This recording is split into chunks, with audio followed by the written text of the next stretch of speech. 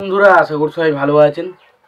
তো বন্ধুরা, এখন আমি যে সিনেমাটা নিয়ে কথা বলবো, সিনেমাটার নাম হলো মর্যাদার লড়াই, যেটা 1996 সালে রিলিজ করেছিল।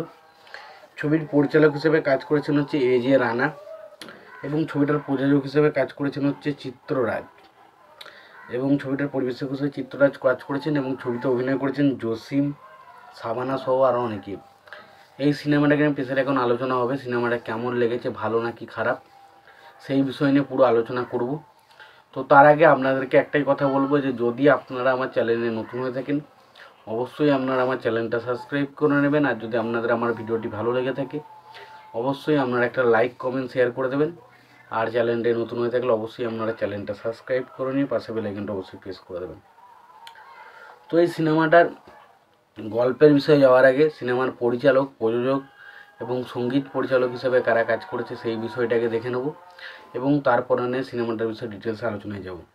তো সিনেমাটার পরিচালক হিসেবে কাজ করছে হচ্ছে এ জে রানা। ছবিটার প্রযোজনা হিসেবে কাজ করেছে হচ্ছে চিত্ররাজ। ছবিটার পরিবেশক হিসেবে কাজ করেছে হচ্ছে চিত্ররাজ। ছবিটার কাহিনী লিখেছেন হচ্ছে কমল সরকার। ছবিটার চিত্রনাট্যের কাজ করেছেন হচ্ছে এ জে রানা। ছবিটার সংলাপের কাজ করেছেন হচ্ছে ছোটকু আহমেদ। ছবিটার সঙ্গীত পরিচালক হিসেবে কাজ করেছেন হচ্ছে আবু তাহের।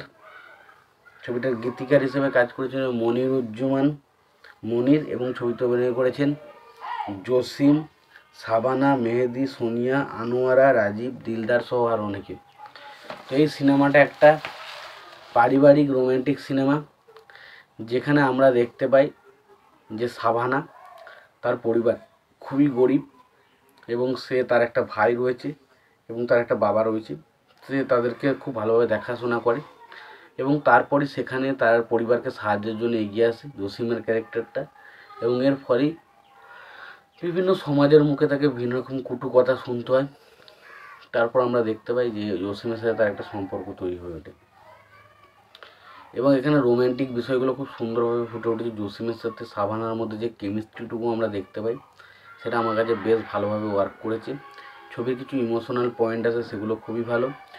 ছবিতে বাকি যে ড্রামাটা বিল্ড আপ করানোর চেষ্টা হচ্ছে সেটাও কিন্তু ভালো।